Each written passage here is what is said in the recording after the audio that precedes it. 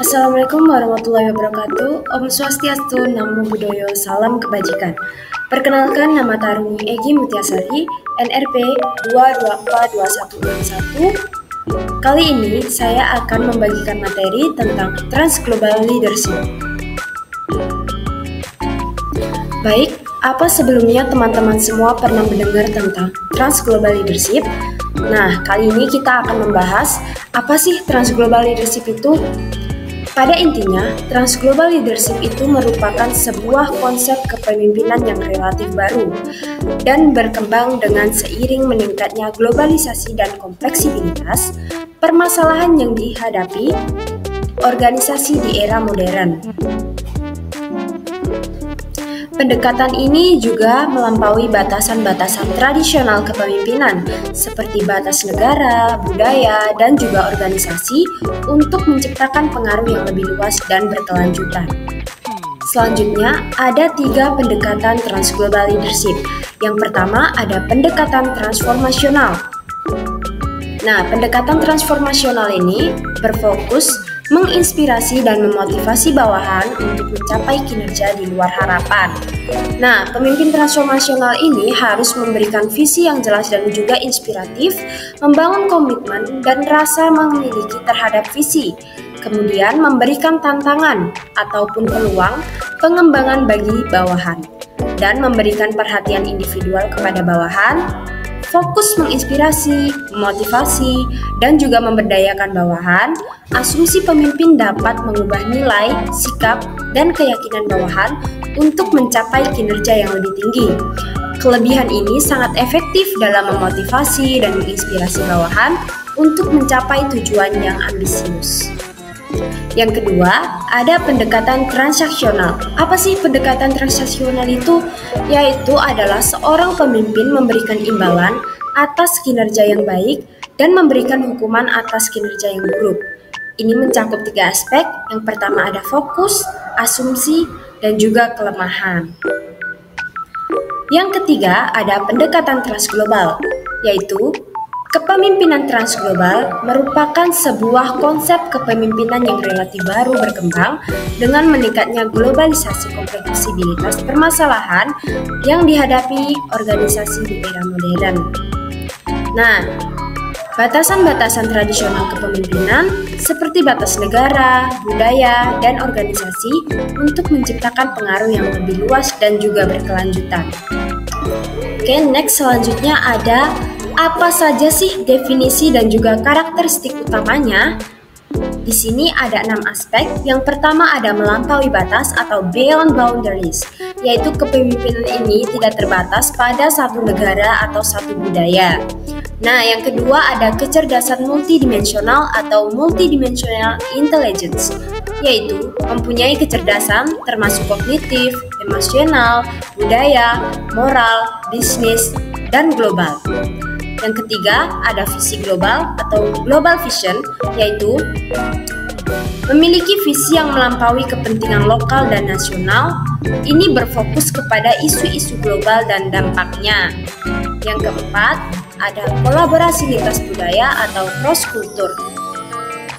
Pemimpin transglobal ini harus mahir dalam membangun juga memelihara hubungan dengan individu ataupun kelompok dari berbagai latar belakang.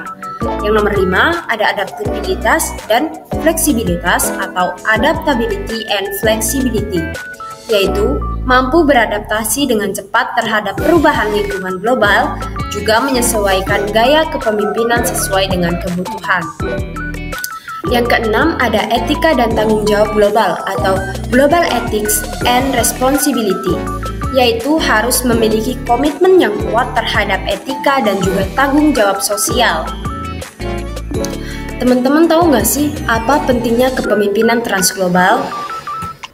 Era globalisasi yang semakin kompleks, kepemimpinan transglobal menjadi kebutuhan yang sangat penting.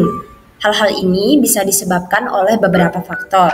Ada 3 faktor. Yang pertama ada masalah global yang membutuhkan solusi kolaboratif, yaitu seperti perubahan iklim, pandemi, dan krisis ekonomi membutuhkan solusi yang melibatkan kerjasama lintas batas dan budaya. Yang kedua ada bisnis global yaitu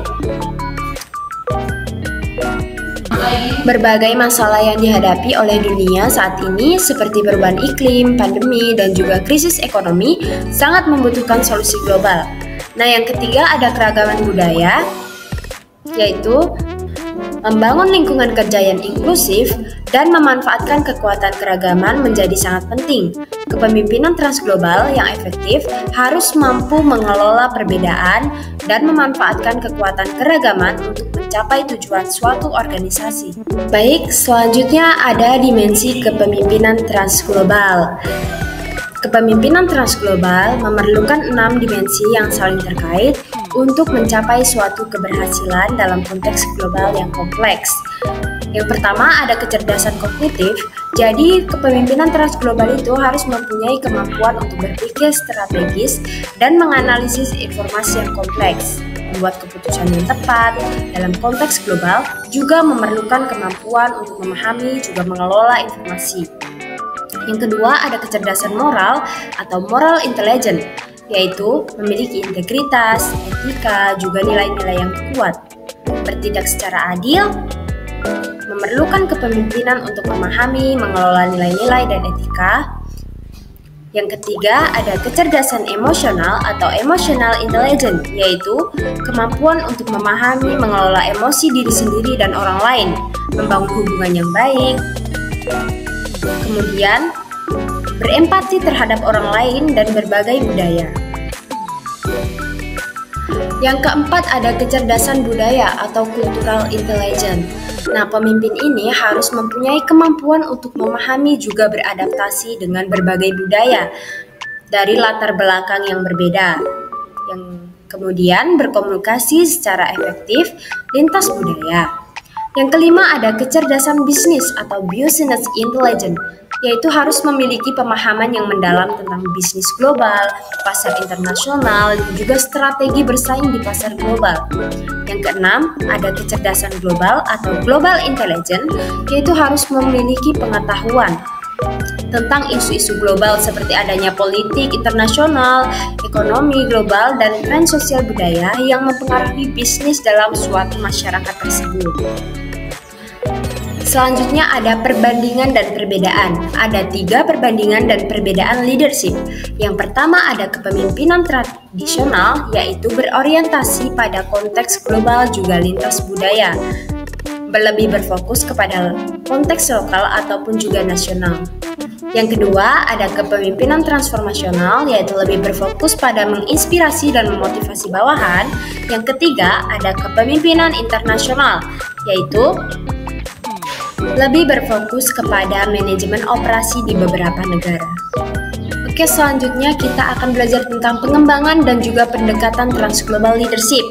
Pengembangan kepemimpinan transglobal ini mempunyai 4 cara. Yang pertama adanya pengalaman internasional, yang kedua ada pelatihan lintas budaya, yang ketiga ada mentorship dan coaching, dan yang keempat ada pengembangan diri. Kemudian apa aja sih pendekatan kepemimpinan transglobal ini?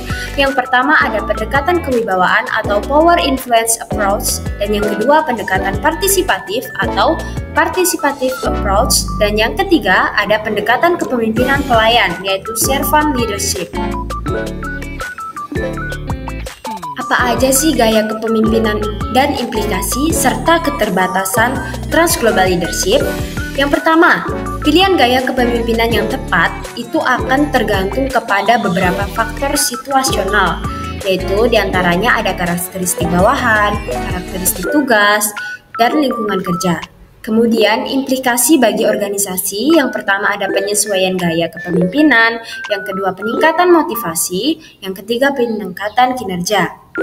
Yang terakhir adalah keterbatasan teori jalur tujuan, yaitu ada kompleksibilitas. Ini cukup kompleks dan sulit ya untuk diterapkan secara sederhana. Yang kedua adanya fokus pada motivasi. Nah, fokus ini itu berfokus kepada motivasi daripada aspek lain daripada kepemimpinan. Yang ketiga adanya generalisasi, yaitu sulit untuk digeneralisasikan ke semua situasi dan budaya. Baik, mungkin itu saja yang dapat saya sampaikan. Semoga pengetahuan yang saya berikan ini bermanfaat bagi Anda semua. Dari saya, Billahi Taufiq wal Hidayah. Wassalamualaikum warahmatullahi wabarakatuh.